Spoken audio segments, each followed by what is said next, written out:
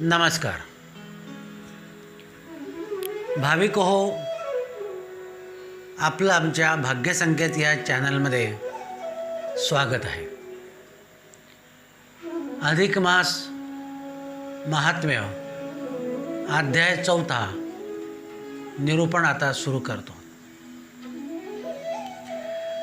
श्री गणेशाय नमः. गुरुर्ब्रह्मा गुरुर्विष्णू गुरुर्देवो महेश्वरा गुरु साक्षात् परब्रह्म तस्मै श्री गुरुवे नमः. मूकं करोति वाचालं पंगुं लंघयते गिरि यत्कृपातमहं वन्दे परमानन्दमाधवं. गोपाल कृष्ण भगवान की जय. पुरुषोत्तम भगवान की जय. श्री गणेशाय नमः. श्री सरस्वत्यै नमः. जय अयोध्यावासी श्रीराम. चराचराच्या फलकांकितद्रुमा सदा सर्वदा तव नामी प्रेमा दे नाम महिमा पतितापै. तोडोनिया भोपाशबंधन अखंड घडो मज भजन हे चिदेई कृपादान वरदाने आपुलिया. आता ऐके श्रोते जन मलमात्म्य आख्यान जे आचरिलिया घडे पुण्य करा श्रवण भावार्थे. श्रवण केलिया सतत व्रतांचे फळ होय प्राप्त. दान पुण्य न घडे जरी तप तरी घ्यावे माप श्रवणपंथी. या मलमासाचे ठाई जाण करावे गो ब्राह्मण सेवन म्हणून लक्ष्मीपती नारायण करी कथन तेची ऐका. यत्पुरा भवता प्रेक्त पूजनं ब्राह्मणस्य च मलमासे प्रकर्तव्यं नरेः स्वर्गेऽप्सुऽपि सदा. किं दृशो ब्राह्मणा प्रोक्ता कथिं पूजा मलिं लुचे किं फलं लभते मर्त्य पूजनाश्च द्विजन्मना. श्रीरोवाच लक्षणं ब्रूहि विप्राणां देवादीनां सुरेश्वरा कथं सज्ञायते नाथ एतद्देवोच्यतां मम. जया वाटे इच्छा अंतःकरणी पापाची झाली पाहिजे धुणी तरी पूजावे ब्राह्मणाला गोनी अगत्य करुनी मलमास. तरी ते ब्राह्मण असावे कैसे इह लक्षणी जाण दैसे ऐकताची संशय निरसे मनी ठसे प्रबोधू. मुख्य ब्राह्मणाचे लक्षण कळावे षट्कर्माचरण अध्ययन अध्यापन उपासन अग्नीचे.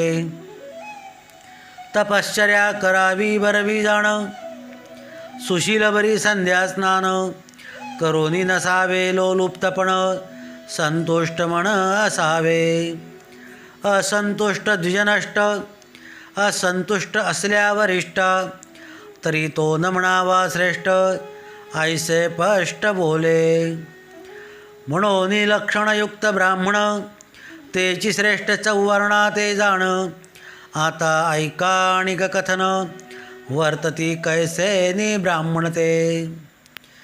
जे करीती अश्वसेवन उपर्जिती त्याला लागून युद्ध हव्यासमनी धरून करी सेवन नृपाचे. ते कैचे संध्या स्नान न घडे षट्कर्म आचरण तरी तो क्षत्रिय धर्मपूर्ण तोही संपूर्ण नसे पै. अश्व उपर्जिती निजांगे जे करीती संसार सांगे तेथेही अश्वविक्रयांगे न घडे सांगतया ते. म्हणून क्षत्रिय धर्मी ब्राह्मण ते पूजनायोग्य नव्हे ती जाण. आता ऐके दुसरे लक्षण सांगतो जाण ब्राह्मणाचे.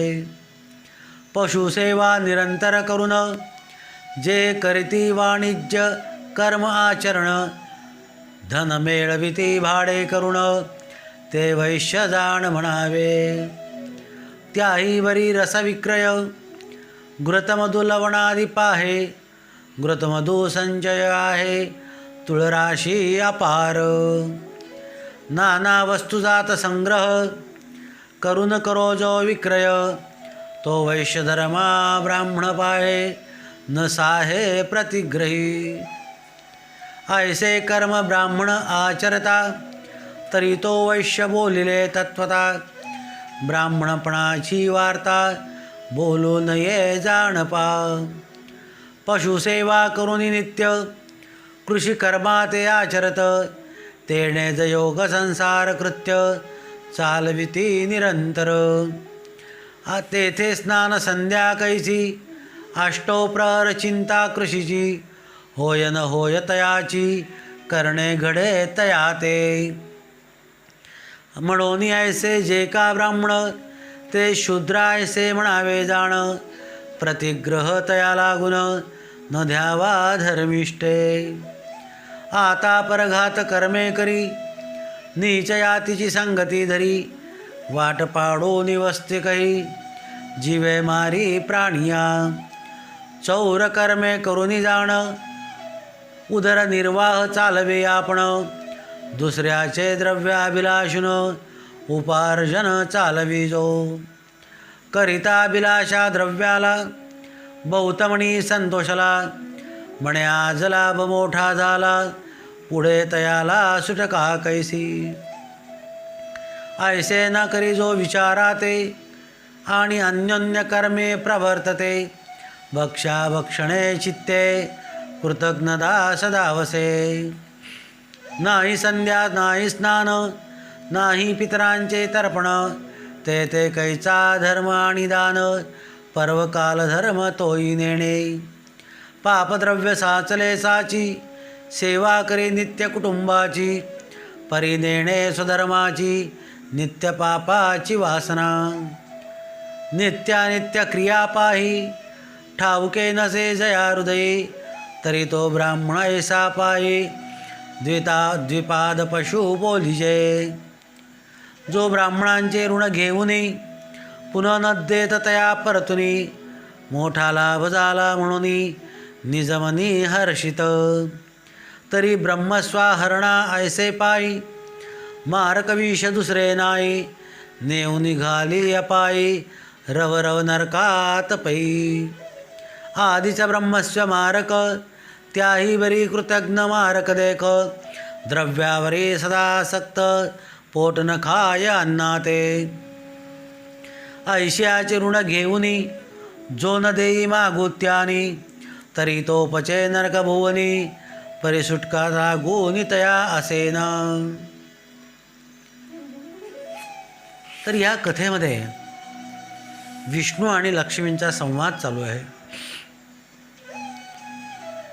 देवा, एखाद्याकडून अशक्तपणामुळे द्रव्य नाही, एखाद्याजवळ कोणाजवळ प्रकृती स्वास्थ्य नाही, कोणी परिस्थितीनुसार तीर्थयात्रा करू शकत नाही, मग अशा व्यक्तीला हे पुण्य कसं काय घडेल? तेव्हा देवाने सांगितलं, अगं लक्ष्मी, फक्त श्रवण कर्म केलं, जर ही कथाभाग श्रवण केलं आणि वाचेने देवाचं नाव घेतलं, तरीसुद्धा त्याला तेवढंच पुण्य प्राप्त होतं. आणि या मलमासामध्ये गाय आणि ब्राह्मणांची सेवा करावी. ज्याला अतिशक्य नाही त्याने निदान ब्राह्मणांचा नमस्कार करावा, त्यांचे आशीर्वाद घ्यावे, गायीचा नमस्कार करावा. हेच तुला मी पुढे सांगतो म्हणले, की ज्याला असं वाटत असेल की आपल्या ह्या जाणत्या अजाणतेपणे ह्या जन्मामध्ये किंवा अगोदरच्या जन्मामध्ये काही आपल्याकडून कृत्य घडले असतील, की त्याचं कष्ट आपल्याला ह्या जन्मात सहन करावं लागत असेल, तर असे जे कष्ट आहे, असे जे पातक आहेत, तर ते पातक ब्राह्मणांच्या दर्शनाने आणि गायीच्या दर्शनाने लोप पावतात. म्हणून ब्राह्मण सेवा ही अगत्य केली पाहिजे. पण आता हे ब्राह्मण कसे असले पाहिजेत?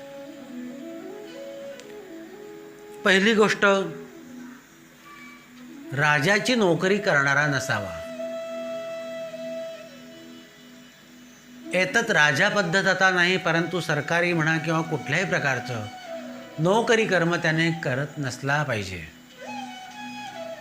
कारण तो नोकरीवर जेव्हा जातो तेव्हा दिवसभर त्या राजाचं किंवा त्या कामामध्ये त्याचं चित्त असतं.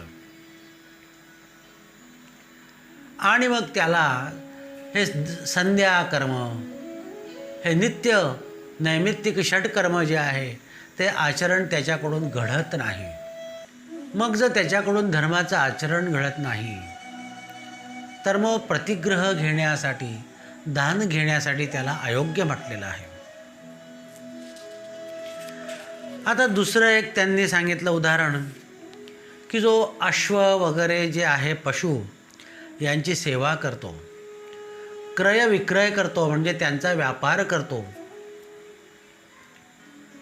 अश्वाचा व्यापार किंवा कुठल्याही पद्धतीचा व्यापार व्यवसाय तो करत असेल तर त्याचं चित्त हे नेहमी नफ्याकडे असतं. म्हणून तो सुद्धा प्रतिग्रह घेण्यामध्ये असमर्थ आहे असं देवाने सांगितलं आहे. त्याचं सुद्धा आपण त्याला सुद्धा दान देऊ शकत नाही. पुढचा जो शेती कर्म करतो, आता शेती कर्म करत असताना दिवस रात्र त्याला त्या शेतीच्या पिकाची चिंता असते. म्हणून तो शूद्र समजला जातो, व्यापार करणारा वैश्य समजला जातो आणि नोकरी करणारा क्षत्रिय समजला जातो. परंतु हे जर ब्राह्मण करत असेल तर तो धड पूर्ण क्षत्रिय पण नाही आणि पूर्ण ब्राह्मण पण नाही. असे कर्म त्याला त्या ठिकाणी भोवतात. त्याच्याकडून स्नान संध्या षटकर्माचं आचरण घडत नाही, अग्नीची सेवा घडत नाही, आणि म्हणून तो हे दान घेण्याला अयोग्य आहे असं देवाने सांगितलेलं आहे. आता एखादे असे पण असतात, संगती संग दोषेनं भक्षण करतात, कोणाकडेही जेवण करतात. अधिकार नाही आहे. ब्राह्मणाला कोरडी भिक्षा घेण्याचा अधिकार आहे. जो आपण शिधा म्हणून देतात तो स्वीकार करण्याचा अधिकार आहे. आणि तो शिधा घरी आणून त्याचा स्वयंपाक करावा, हे असं कर्म त्याला करण्याचा अधिकार दिलेला आहे. एवढं असताना तो जर आपल्याकडे जेवण करेल किंवा भक्षा कोणाकडे करेल तर तो सुद्धा हे दान धर्म घेण्यासाठी अयोग्य आहे. तो ह्या द्विपाद म्हणजे आपल्या लोकांमधला पशु समजला पाहिजे. ज्या व्यक्तीने समजा ब्राह्मणांचं ऋण घेतलं आहे, ब्राह्मणांकडून काही पैसे घेतले आहेत किंवा ब्राह्मणांची दक्षिणा दिलेली नाही आहे, आता याच्यासारखं मोठं पातक कुठे नाही म्हणले. कारण आधीच ब्रह्मस्व जे आहे ते मारक आहे आणि त्यामध्ये ब्राह्मणाची दक्षिणा किंवा ब्राह्मणाचं ऋण त्याच्याकडून जे घेतलं असेल तर ते फार मारक आहे. म्हणून अशा व्यक्तीला रवरव नरकाची प्राप्तता होते. याविषयीचा एक इतिहास सांगतो म्हणे, ऐका. येच विषयीचा इतिहास ऐकहोनी सावकाश, पुराणांतरी संमतास पाहावे बरे आदरे. ऋण वैराणी हत्या हे तो न चुके सर्वता, म्हणून दृष्टांतासी कथा आकर्णवू बरी. कोणे के देशीचा ब्राह्मण क्षत्रिय धर्मी परमनिपुण, आश्वावरी आरुळोन विदेशाला गुणी तो गेला. घरी कुटुंब असे सर्वही परिधन आशा धरून जीवी, बरी शुरत्वाची उर्मी पायी अंगी बैसे तयाच्या. म्हणून पातला विदेशा, धना लागी चालिली वयसा, वर्षे क्रमिले 12, द्रव्याशा बहुतशी. धन आशा धोरणी बहुत, उपर्जिता झाला नृपनाथा, धन मिळविले बहुत, ऐका गणती तयाची. सुवर्ण नाणे 700, द्रव्य झाले निभ्रांत, मनी उपजला हेत, गृहाशा चित्तात उद्भवली. निरूप घेऊन माघारी, परतता झाला निज मंदिरी, तो मार्ग काय झाले परी, तेची निर्धारी ऐकिजे. असं याविषयी तुम्हाला एक कथा सांगतो म्हणले. पुराणामध्ये तिचा उल्लेख आलेला आहे. ऋणवैर हत्या हे जन्मोजन्मी आपला पिच्छा करत असतात. तर त्याविषयी तुम्हाला कथा सांगतो. कोणे एके देशीचा एक ब्राह्मण होता आणि हा ब्राह्मण क्षत्रिय कर्म करण्यामध्ये, युद्ध कर्म करण्यामध्ये निपुण होता. आता त्याला द्रव्याची चिंता होती. घरी त्याच्या द्रव्य जे होतं, द्रव्य लाभ, द्रव्य संचय हा कमी होता. म्हणून त्याने विचार केला, आपण परराज्यामध्ये जाऊ, धन मिळवू, धन संचय करू, द्रव्य संचय करू आणि मग आपल्या घरी आपण परत येऊन सुखी होऊ. असा विचार करत तो ब्राह्मण जो होता तो अश्वावर आरूढ शेजारच्या नगराकडे निघालेला आहे. आता पुढे काय होतं तर त्या ब्राह्मणाने कष्ट करून, युद्धक्रिया करून 700 सोन्याचे नाणे जमवले. त्याला वाटतं आता आपल्यापुरते हे पूर्ण झालेले आहेत, याच्यामध्ये आपल्याला आता उदरनिर्वाह होईल. त्याला आनंद झाला आणि तो आपल्या गावाकडे परत यायला निघाला आहे. आता पुढे काय होतं ते ऐका. दूरदेशी विदेशपंथ, मार्गक्रमी दिवस बहुत, येता येता एका मार्गात, स्नानात उतरे माध्यान्नी. वारुबा करून तेथ, वस्त्र फेडून समस्त, एक झरा उपासोनी तेथ, स्नान करीत बैसला. स्नान संध्या वरचेवरी, करून सोडली शिदोरी, तांबूल घेऊन वरचेवरी, परिधान करी लगभागे. लगबग झाली जाण्याची, मनी आस उद्भवली कुटुंबाची, म्हणे आजच भेट घेऊ त्याची, परिगाठोडी धनाची विसरला. बैसोने अश्वावर पायी, निघता झाला लवलाई, द्रव्य आठवून तयाचे हृदयी, हर्षे पाही विसरला. तव तो गेलिया मागे जाण, एक पांथिक बसला येऊन, तयाने निरेखिता ठिकाण, सापडले धन अनायासे. मग उठून आधी तातडी, निघता झाला लवडसवडी, म्हणे पुढे करावी परवडी, स्नान आणि उपहारू. म्हणून तो पंथ क्रमित, तव आणिक एक क्षुद्र तेथ, येऊन या बैसत, शिदोरी सोडित बक्षावया.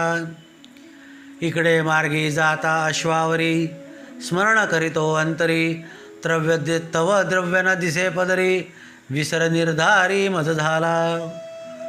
म्हणून तैसाच अश्वपिटित, येता झाला पूर्वस्थळेत, जेथे केले असे स्नानाते, आला तेथे लगबगे.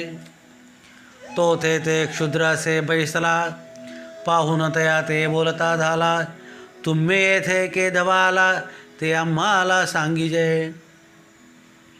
तव शूद्र बोले ते समयी, क्षण एक अवकाश झाला पायी, मग तो म्हणे या ठाई, धन तुझं सापडले पै माझे.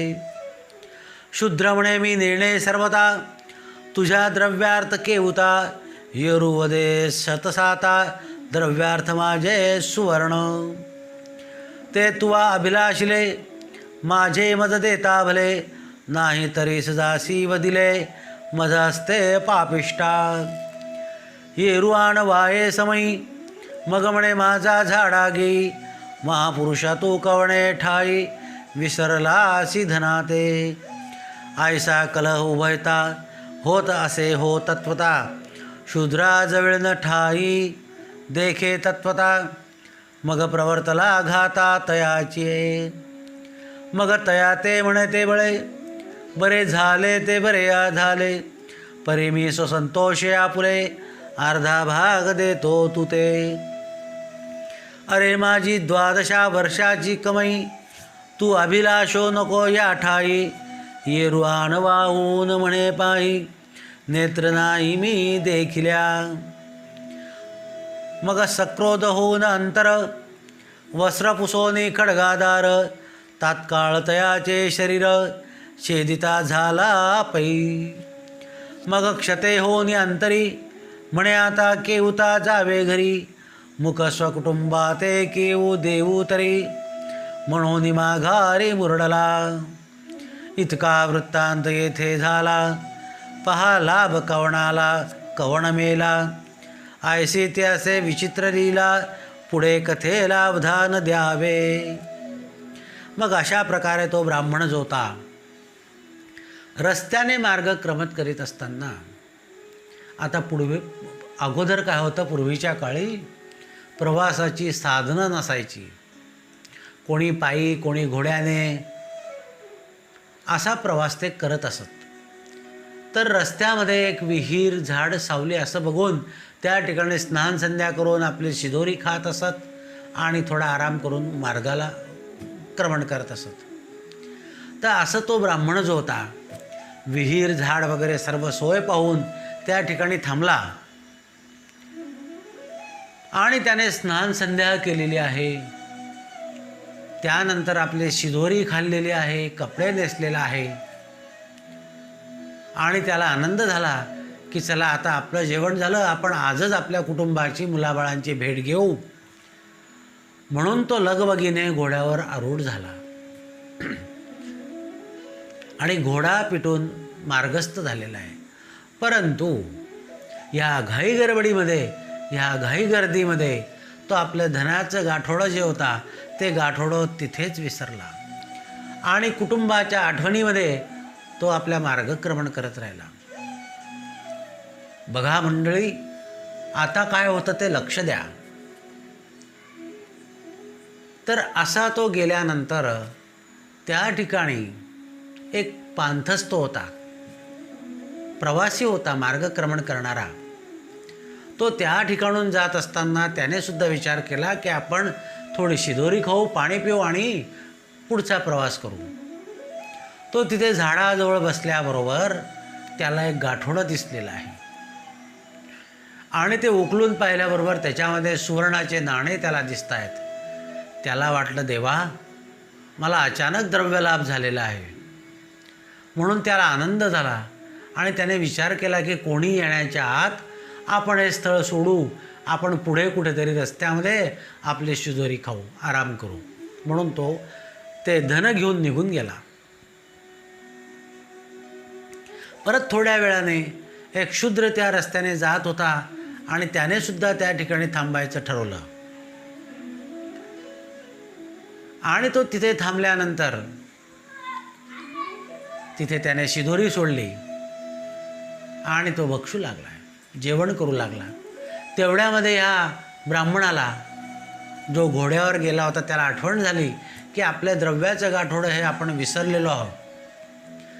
म्हणून त्याने घोडा माघारी फिरवला आणि परत त्या ठिकाणी आलेला आहे. तिथे त्या शूद्राला बसलेला पाहिला. त्याला विचारलं की बाबा रे, तुला इथे येऊन किती वेळ झाला? त्याने सांगितलं, थोडा अवकाश मला या ठिकाणी झालेला आहे. मग म्हणले, तुला माझं धनाचं गाठोडं सापडलं असेल ते तू बरा बोलाने मला दे, नाही तर माझ्याकडून तुझी हत्या होईल म्हणले. तो म्हणला, बाबा रे, मी आता आलो, मी तर बघितलं सुद्धा नाही आहे, ते मी कुठून देऊ? लागलास तू माझा झाडा घे, झडती घे. त्या ब्राह्मणाला वाटलं हा काही आता आपलं ऐकत नाही आहे. म्हणून त्याने त्याला लोभ दाखवला की बाबा रे, तू त्यातून निम्मे जे आहे ते तू ठेवून घे आणि निम्मे तरी मला दे. माझ्या 12 वर्षाची कष्टाची कमाई आहे ते तरी तू मला दे. त्याने सांगितलं, बाबा रे, मी बघितलंच नाही तर मी देऊ कुठून? असं म्हणून त्या ब्राह्मणाला संताप आला, राग आला आणि तशा याच्यामध्ये त्याने खड्ग उपसलं आणि त्याचा शिरच्छेद केला. आता आपल्याजवळ धन नाही, मग आपण आपल्या मुलाबाळांकडे तरी कसं जावं? म्हणून तो पुन्हा माघारी आपल्या नोकरीच्या ठिकाणी परत झालेला आहे. बघा आता पुढे काय होतंय. अंतरी जाता नारद मुनी, इतका वृत्तांत देखिला नयनी. मग तैसाच वैकुंठा लागुनी, त्वरे करुनी पातला. भावे नमिला देवराणा, इही मस्तक ठेविली चरणा. पुसते झाले आगमना, कोठून येणे पै झाले. नारद मुळे ओ घननीळा, फिरत फिरत आलो भूतळा. परी तेथे देखिजे लीला, ती दयाळा अवधारी. मग सविस्तर कथन झाले ते कथी ब्रह्मनंदन. म्हणे लाभ कवणा लागून, आणि मरण कवण पावला. ऐसे अन्यायाची परवडी, तू निरखिसी की आवडी. हे जगा माझी तुझी प्रौढी, बरी न दिसे गोविंदा.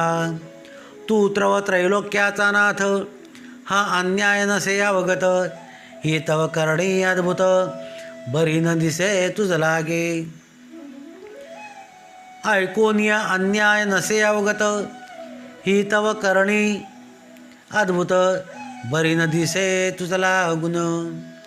ऐकून या मुनीचे वचना, हासे आले जनार्दना. म्हणे हा अपराध माते जाणा, न लावावा दयानिदे. हे तो ज्याची करणी जैशी, भोगिती जाण हो तैसी. ते दूषण ठेविता आम्हासी, जाणून होसी अज्ञान. आता ऐकिजे कथन, ऋण आणि हत्या जाण. न चुके कवणा लागून, तेची कारण अवधारी.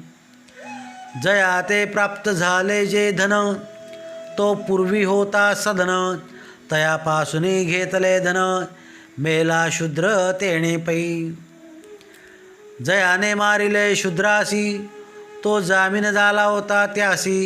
वायदा भरता दिवसा दिवसी, नेदी द्रव्यासी मागता. मग त्या सावकारे तगाता, जामिना मागे लाविला सदा. येरू पेटला से द्वंदा, परी तो नुसदा न ऐके. मग देण्याची काळजी भारी, न सोसेची निर्धारी. म्हणून पोटी घातले सुरी, प्राण निर्धारी तेणे दिधला.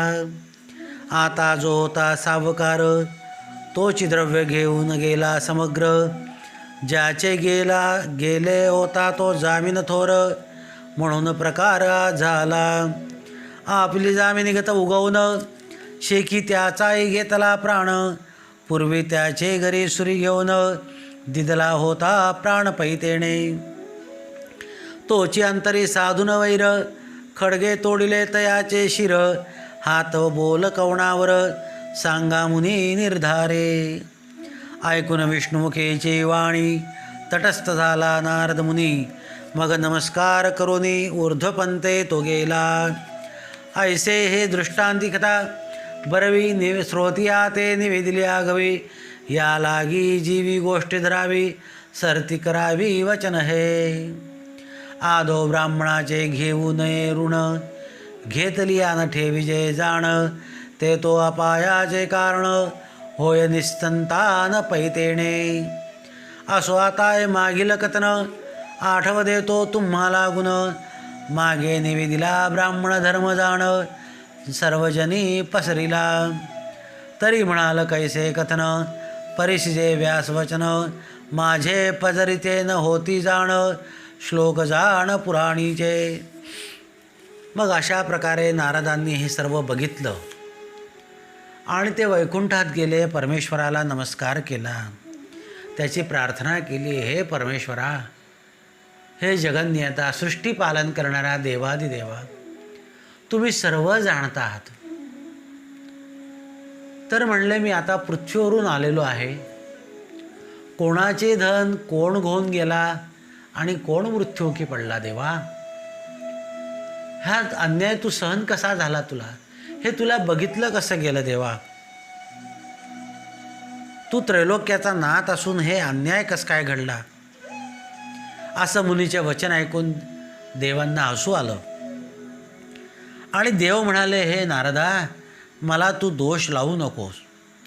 हे तो ज्याची करणी जशी असेल तसे त्याला फळ प्राप्त होत असतात म्हणे.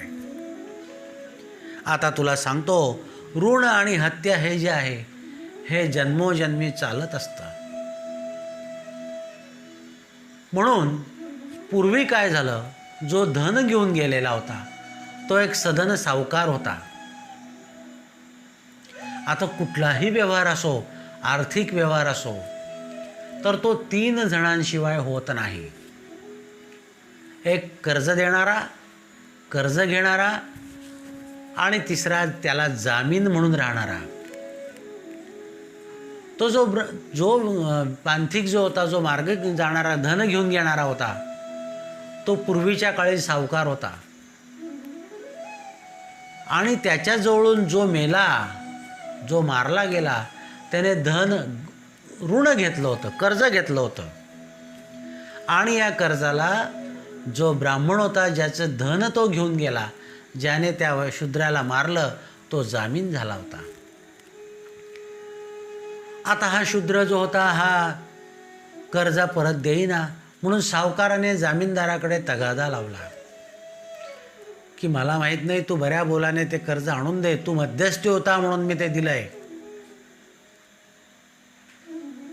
मग अशा प्रकारे त्या मध्यस्थी जो होता तो त्याच्याकडे गेला. त्याला सांगितलं, बाबा रे, त्या सावकाराचं कर्ज देऊन टाक. त्याने ऐकलं नाही. साम दाम दंड भेद प्रयत्न केला तरीसुद्धा ऐकलं नाही. शेवटी जो जामीनदार होता त्याला भीती वाटली की आता आपल्याला हे कर्ज भरावं लागेल.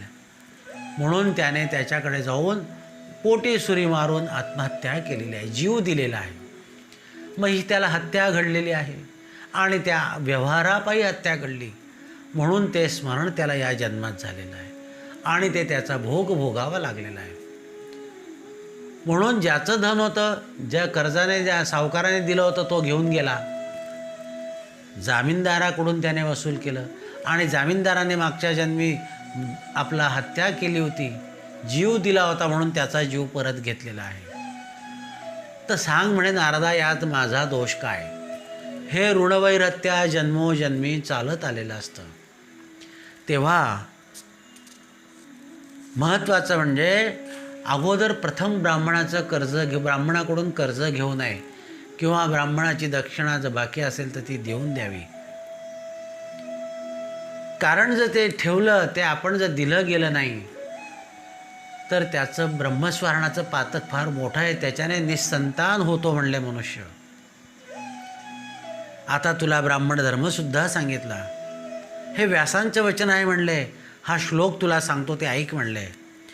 अश्ववाहन तत्त्वज्ञ संग्रामेन च विक्वचित आरंभे नीतिमान शूर क्षत्रियोऽसो प्रकीर्तिता लोहकर्मणि निष्णात पशूनां परिपालका कृषिवाणिज्यकर्ता च सविप्रो वैश्य उच्यते स्नेहलाक्षातिलानीनि